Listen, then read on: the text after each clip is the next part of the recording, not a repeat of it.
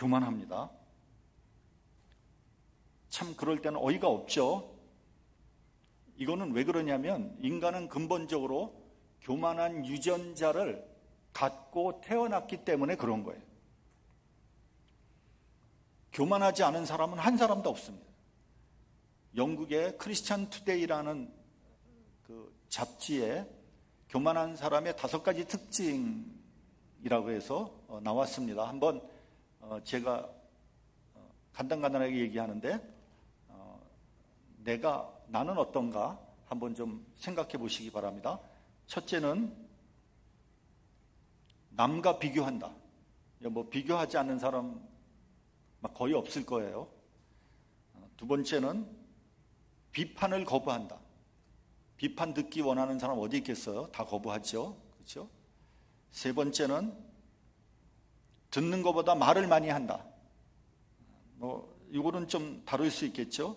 네 번째는 자신의 이미지를 꾸미려고 한다. 이렇지 않은 사람이 어디 있겠어요?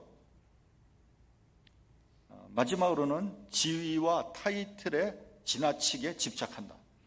그러니까 생각해보면 이 5가지 특징에 다 걸리는 것 같아요. 그런데 성경에서 말하는 교만은 이와 조금 다릅니다. 성경에서 말하는 교만은 첫째, 교만은 마귀의 성품이라는 거예요. 그리고 이 마귀는 이러한 성품을 우리 인간에게 이식시켰다. 이렇게 성경은 말씀하고 있습니다. 창세기에 인간이 타락하는 모습을 한번 기억해 보시길 바랍니다. 뱀이 아담과 이브에게 접근할 때 이렇게 말하죠.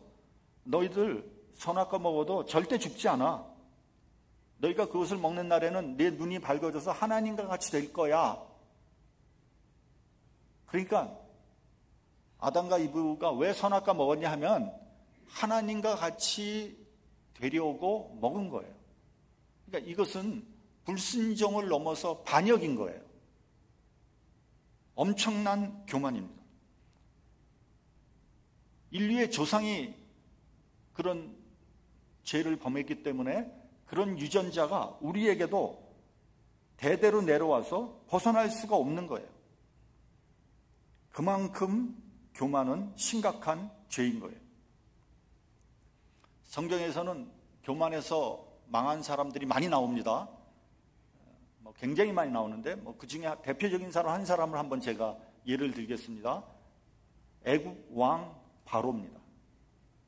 그는 하나님이 10가지 재앙을 쏟아붓는데도 그는 계속 완악해져 갔어요.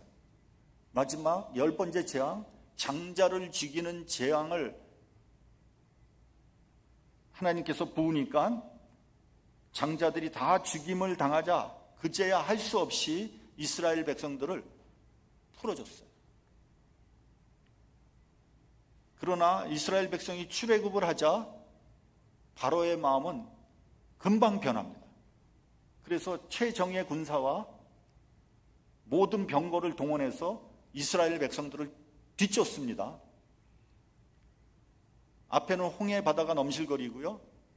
뒤에는 바로의 군대가 막 쫓아오니까 이스라엘 백성들은 하나님께 부르짖습니다. 애굽에 매장지가 없어서 당신이 우리를 여기로 이끌어내서 죽게 하는도다. 애굽 사람 섬기는 것이 광야에서 죽는 것보다 낫다고 하지 않았냐? 이런 식으로 모세에다 대고 컴플레인을 합니다. 그때 모세가 말합니다. 오늘날 너희를 위하여 행하시는 하나님의 구원을 봐라. 너희가 다시는 애굽의 군사들을 보지 못할 것이다. 교만 때문에 애굽의 군대는 홍해바다에 다 빠져 죽고 말았습니다. 둘째, 성경에서 말하는 교만은요, 하나님 없이도 살 수 있다고 생각하는 거예요. 하나님 없이도 난 얼마든지 살 수 있다. 여러분, 요즘 사람들이 다 그렇지 않습니까? 나 하나님 없이도 얼마든지 살 수 있어. 이게 성경이 말하는 교만입니다. 그 대표적인 사건이 바벨탑 사건입니다. 창세기 11장 4절을 보면요, 성과 대를 쌓아 대 꼭대기를 하늘에 닿게 하자. 그래서 우리 이름을 내고 온 지면에 흩어짐을 면하자 그랬어요. 탑을 쌓아서 하늘에 닿게 하자. 이 교만의 극치입니다. 여러분, 지금 뉴욕이나 시카고 도심을 보십시오.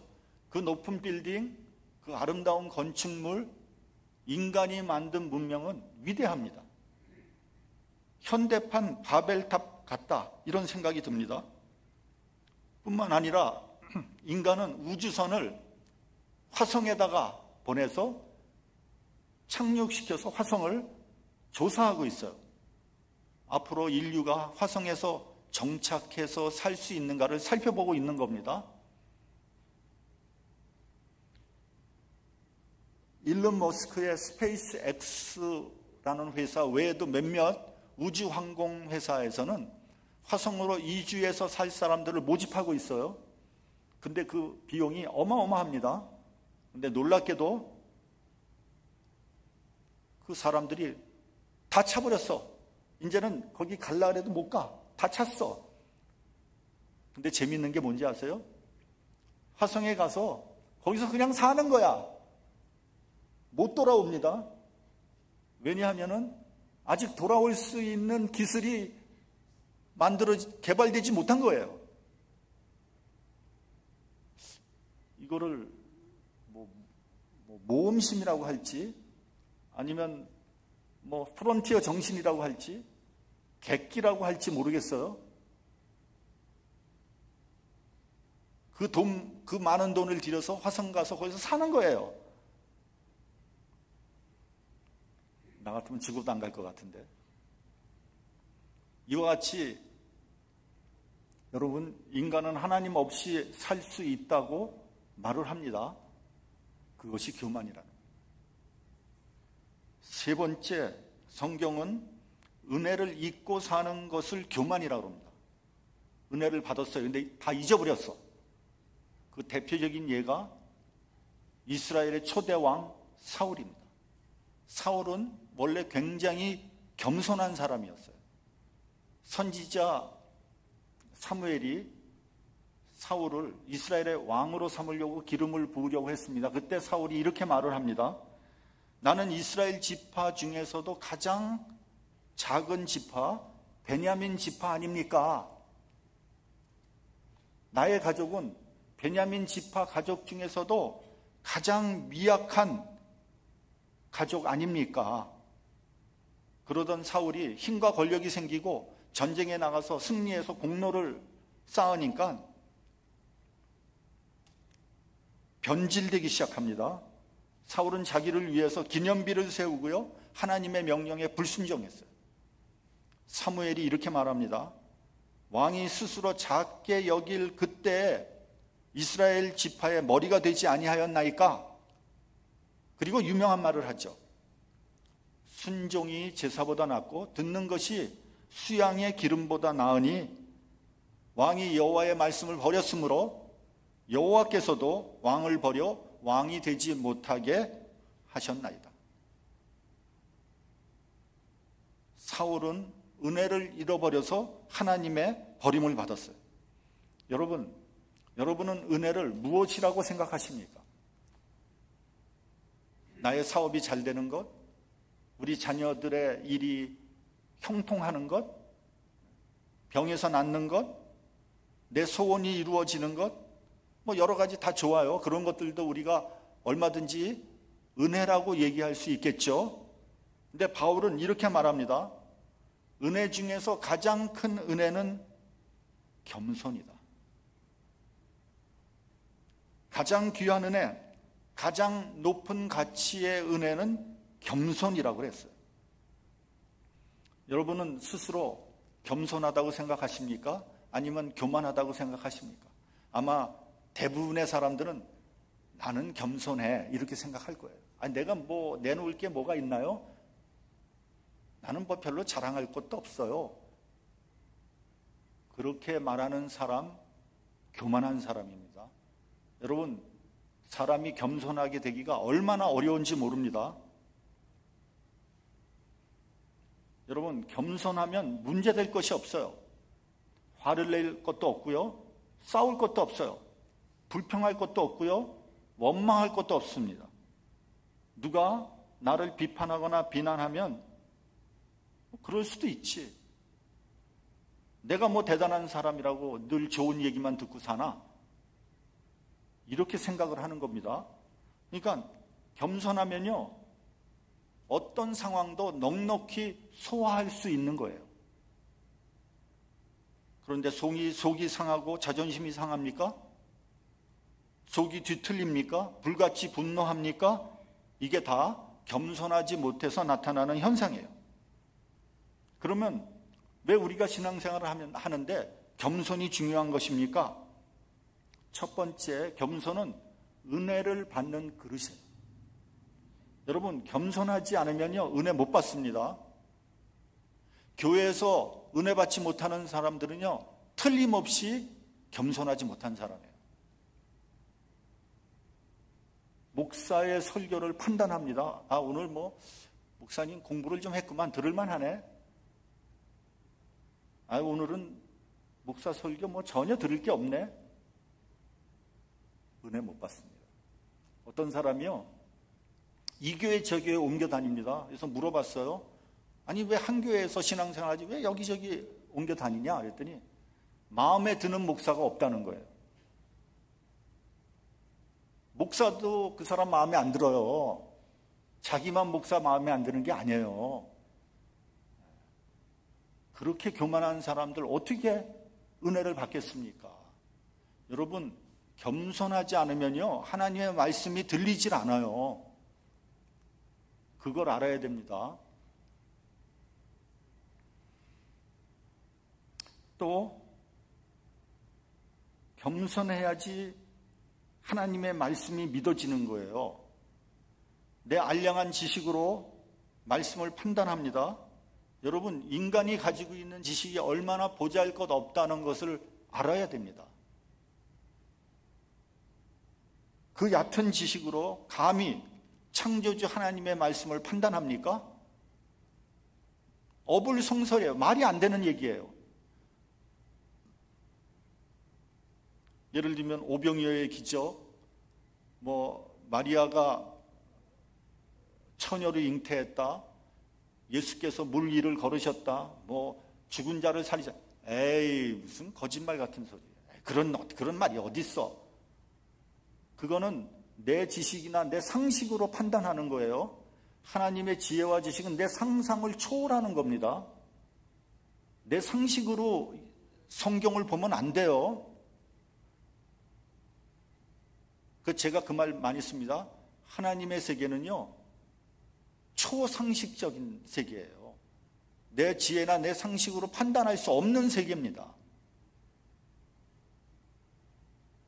그렇기 때문에 교만하면 은혜 받지 못하는 거예요. 마음을 비워야 되는 거예요. 가장 낮은 처지에 들어가야 합니다. 그것이 겸손해요. 둘째는요, 은혜를 받았는데 은혜로 깨닫지 못해요. 교만하면. 겸손하지 않으면요, 은혜를 받아도 은혜로 깨닫지 못합니다. 예를 한번 들어오죠. 내 병이 났어요. 얼마나 감사한 일입니까? 은혜죠. 근데 병이 난 거를 은혜로 생각하지 못해요. 아, 내가 날 때가 돼서 난 거지. 내가 열심히 치료받고 내가 열심히 운동해서 내 병이 나은 거지. 감사하지 않습니다. 그걸 하나님의 은혜로 생각하지 않아요. 내가 건강한 거, 이걸 하나님의 은혜로 생각하지 않아요. 의사들의 말입니다. 의사들이요, 병든 사람 고쳐주잖아요. 그러면 나중에 와서 의사한테 고맙다고 하는 사람 거의 없다는 거예요. 다 자기가 잘나서 건강해졌다고 생각하는 거예요. 누가복음에 보면 예수께서 10명의 문둥이를 고쳐주십니다. 그 10사람 중에 오직 한 사람, 사마리아 사람만이 예수님 발 아래 엎드려 감사했어요. 그러니까 예수께서 탄식하십니다. 10사람 다 고쳐졌는데 나머지 9은 어디 갔느냐? 이 이방인 외에는 하나님께 영광을 돌리려고 온 자가 없느냐? 문둥병을 고쳐줬는데 그걸 은혜로 생각하지 않는 거예요. 왜요? 교만하기 때문에. 세 번째는요, 겸손하지 않으면 은혜를 지키지 못해요. 은혜를 내가 받았어요. 그래서 좀 할렐루야 뭐 굉장히 좋아합니다. 근데 받은 은혜를 지키질 못하는 거예요. 겸손하지 않으면. 금방 잊어버리는 거예요. 여러분, 은혜를 받으면요, 반드시 시험도 같이 온다는 거 알아야 돼요. 마귀가 흔들어댑니다. 은혜 받은 사람들. 겸손하지 않으면 받은 은혜를 다 잊어버리는 거예요. 유지하지 못합니다. 넷째로, 그 받은 은혜를 아름다운 열매를 맺게 하기 위해서는 겸손해야 돼요. 내가 은혜 받았어요. 그래서 받은 은혜 때문에 내가 헌신하고 봉사합니다. 그 헌신하고 봉사하는 것이 열매를 맺게 하기 위해서는 내가 겸손해야 된다는 거예요. 잘 봉사하고 잘 헌신하다가 교만을 떨다가 넘어져 버립니다. 그래서 다 아주 망쳐버리는 수가 있어요. 여러분, 최일도 목사라는 분이 있어요. 바퍼 목사라고 여러분들 아마 알고 계실 거예요. 그분들이 그분이 청량리 그 부근에서 독거노인 그리고 홈레스 이런 사람들에게 점심 봉사를 하잖아요. 많은 사람들이 와서 봉사합니다. 점심 사역을 봉사하는데요. 제일 큰 문제가 뭔지 아세요? 그 양반의 책을 보면 제일 큰 문제가 뭐냐면 설거지라는 거예요. 설거지. 여러분, 설거지는 뒤처리를 하는 거예요. 설거지 한다고 아무도 관심 갖지 않습니다. 또 설거지하면 힘들잖아요. 힘드니까 짜증이 나는 거예요. 불평합니다. 왜 나만 설거지해야 돼? 당신들은 사람들이 다 드러나는, 다 알아주는 그런 일을 하는데 나는 왜 뒤에서 설거지만 해야 돼? 다투기도 하고요. 그냥 내팽개치고 그냥 가버리기도 한다는 거예요. 그 설거지를 누가 하느냐? 목사님하고 사모님이 한다는 거예요. 기껏 헌신하고 봉사하러 왔다가 은혜 다 쏟아버리는 거예요. 왜요? 겸손하지 못해서.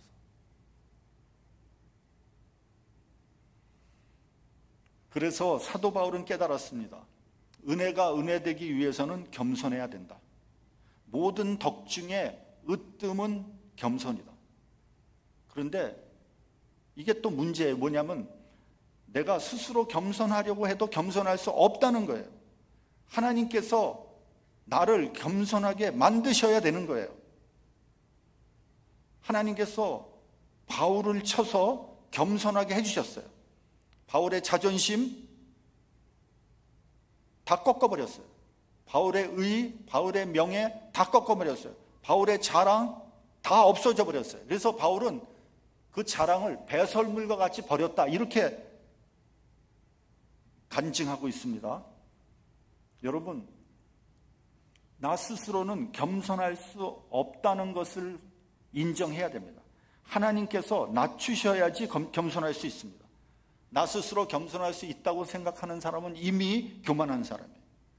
인간은요, 그냥 내버려 두면 교만해져요. 고개를 쳐듭니다. 체질이 교만합니다. 제가 아까 말씀드렸죠. 인간은 교만한 유전자를 가지고 나왔어요. 그렇기 때문에 하나님께서 붙잡지 않으면요, 어느 사이엔가 기고만장해져서 하나님이 쓰지 못하는 사람이 되어버리는 거예요. 그러다 마귀의 앞잡이가 되는 거예요. 바울은 그것을 깨닫게 된 것입니다. 우리 본문 7절을 같이 봉독을 해요. 본문 7절. 자, 시작.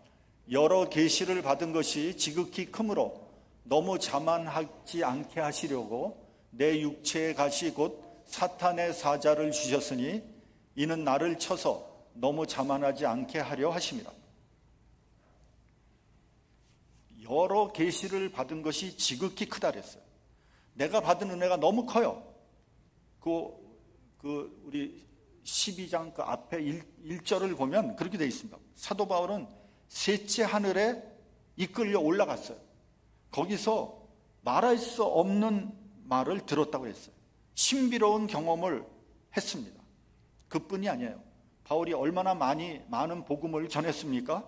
복음을 전하다가 수없이 많은 고통을 당했죠. 얻어맞기도 여러 번 얻어맞았고요. 감옥에 갇히기도 했고요. 죽을 뻔한 고비도 수없이 넘겼습니다. 정말 상상할 수 없을 만큼 고통을 많이 당했어요. 그리고 또 많은 교회를 세웠습니다. 개척을 했습니다. 그보다 더 큰 자랑은 뭔지 아세요? 바울은 성경을 쓴 사람이에요. 신약 성경 27권 중에서 무려 13권을 바울이 쓴 거예요. 반을 바울이 썼다는 거예요. 그는 자랑거리가 너무 많았어요. 영적으로 교만할 만한 조건을 충분히 갖추고 있었어요. 그냥 내버려두면 틀림없이 교만해질 테니까 하나님께서 그를 쳐서 자고하지 않게 하려고 육체의 가시, 즉 사단의 사자를 주셨다는 거예요. 여기서 얘기하는 육체의 가시는 내가 가지고 있는 육체적인 장애를 얘기하는 겁니다. 내 평생 동안 가지고 있어야 하는, 지니고 살아야 하는 그러한 장애를 말씀하는 겁니다. 이것 때문에 겸손할 수밖에 없다는 거예요. 그 장애가 뭘까? 우리는 지금 알지 못합니다. 다만 몇 가지로 추측할 수는 있어요. 어떤 사람은요, 안질이라고 합니다. 그리고 아주 지독한 근시, 못 보는 거예요. 그래서 바울이 쓴 편지는 대부분 그의 제자들이 대피를 하고 있습니다.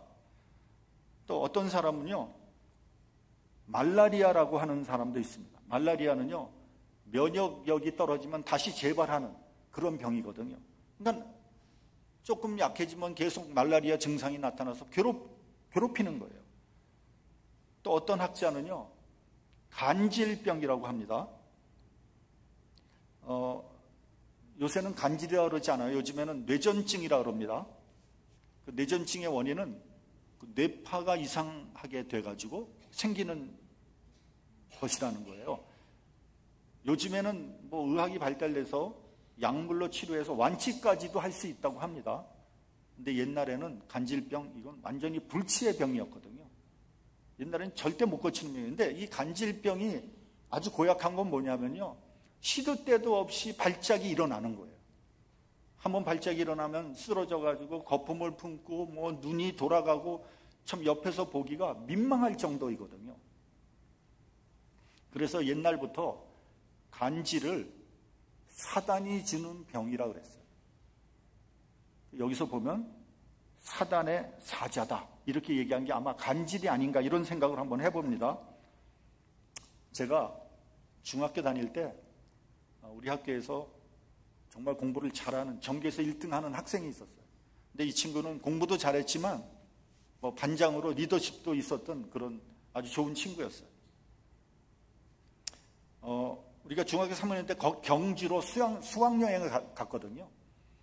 그래서 수학여행 가가지고 뭐 여관 마당에 3학년 학생들이 다 이제 모여 있는데, 그만 그 자리에서 이 친구가 간질이 발작을 한 거예요. 그러더니 바닥에 퍽 쓰러지는 거예요. 저는 그때 간질 처음 봤어요.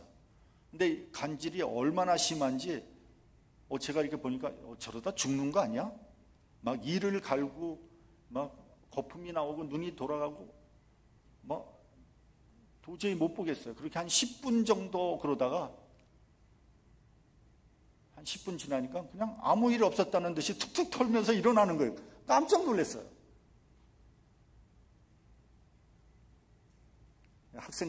친구들이 뒤에서 수근거립니다. 근데 그런 일이 있은 다음에 이 친구가 학교에 안 나오는 거예요. 너무 창피하니까. 그 이후에 그 친구를 한 번도 보지 못했어요. 아마 다른 학교로 전학가지 않았나? 그런 생각이 듭니다.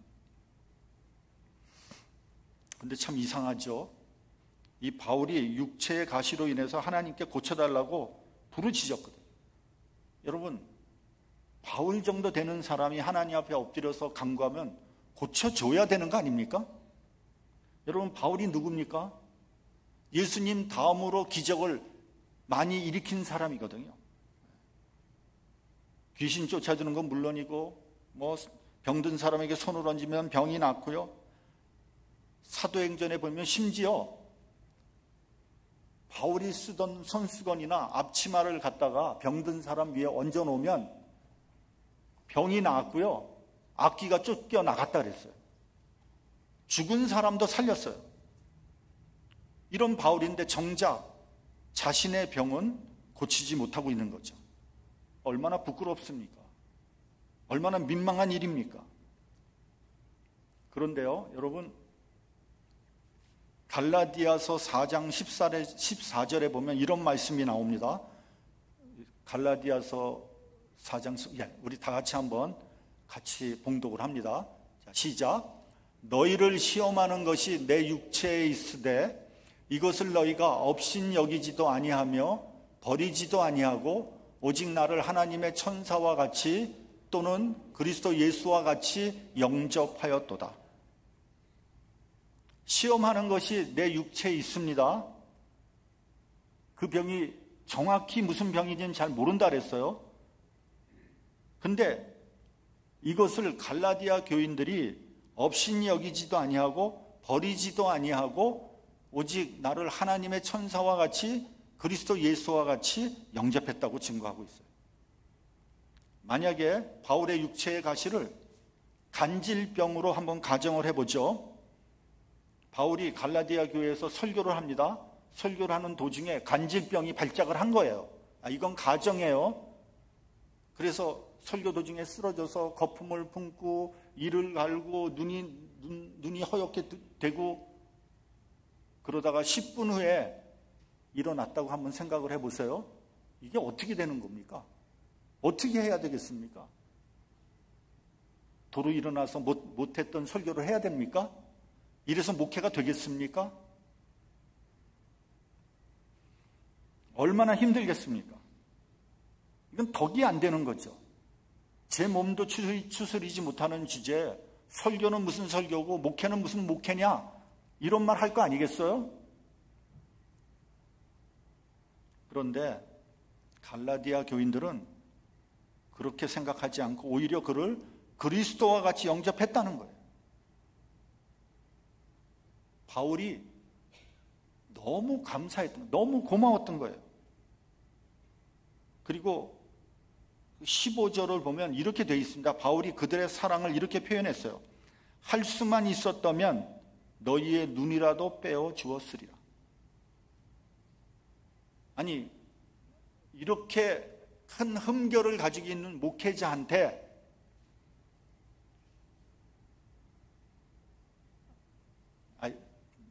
당신 목회자 하지 말고 그만두세요, 이러지 않고 그리스도와 같이 영접해 주었을 뿐만 아니라 할 수 있으면 그들의 눈이라도 빼어서 줄 정도였다는 거예요.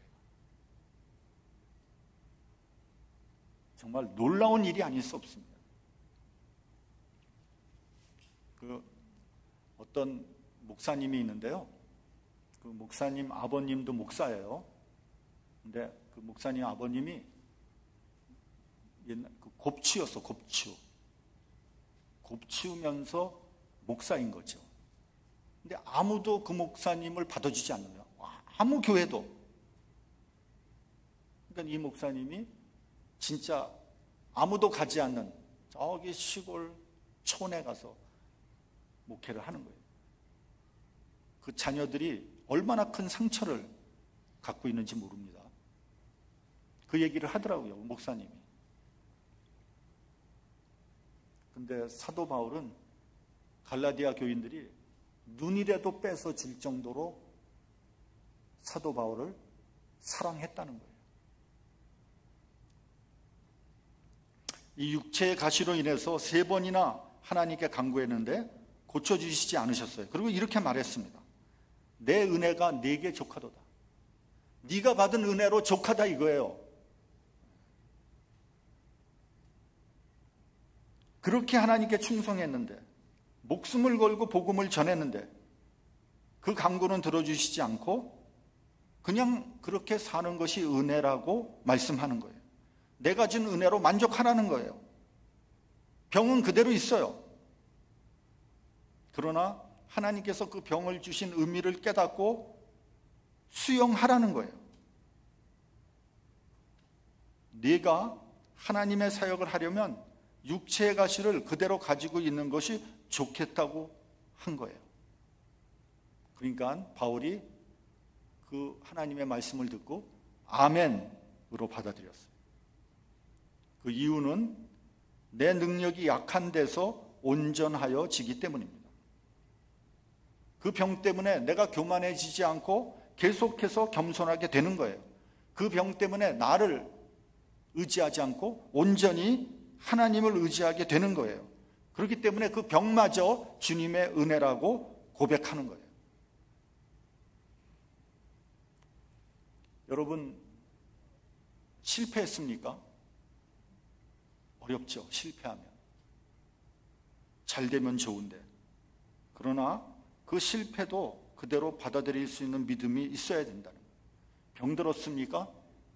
병을 낫게 해주면 너무 감사하겠죠. 그러나 낫게 해주지 않아도 그 병을 기쁘게 받아들일 수 있어야 한다는 거예요. 그것이 하나님의 뜻이라면 그대로 받아들일 수 있는 믿음이 있어야 합니다. 일본의 빙점이라는 소설을 쓴 미우라 아야코라는 신앙인은 병들지 않았다면 하나님의 깊은 은혜를 알지 못했을 거라고 고백했습니다. 병들었기 때문에 더 간절히 하나님 앞에 나가서 하나님의 은혜를 얻을 수 있었다는 거예요. 바울이 여기서 깊이 깨닫고 더 깊은 은혜로 들어갔습니다. 이는 그리스도의 능력으로 내게 머물게 하려 함이라. 그리스도의 능력이 내게 머물게 하기 위해서는 나는 작아져야 되고 끝까지 겸손해야 된다는 것을 깨달았어요. 여러분, 기드원의 300용사에 대해서 여러분들 아마 알고 계실 거예요. 수십만의 미디안 군대가 쳐들어왔어요. 그러니까 기드원이 급하게 사람들을 끌어모읍니다. 한 번도 훈련을 받지 않은, 농사 짓다 온 사람, 양 키우다가 온 사람, 오합지졸 32,000명이 모입니다. 기드온은 고민합니다. 이 32,000명을 가지고 수십만의 미디안 군사와 전쟁할 수 있을까? 그랬더니 하나님이 뭐라 그러세요? 그거 너무 많다. 줄여라. 보내라. 그래서 그 말에 순종해서 사람들을 보냅니다. 두려운 사람들 다 가라. 집에서 할 일 있는 사람들 다 가라. 몇 명 남았어요? 10,000명 남았습니다. 기도는 걱정이 태산이에요. 근데도 하나님 뭐라 그러십니까? 그것도 많다.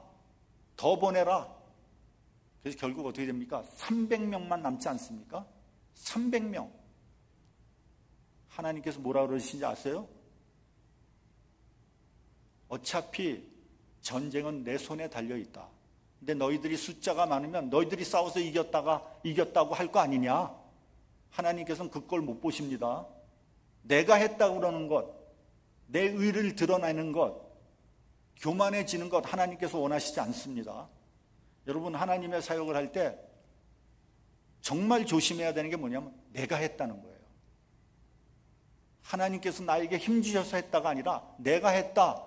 그러는 순간 하나님께서 영광 안 받으십니다. 전혀 무효됩니다. 여러분,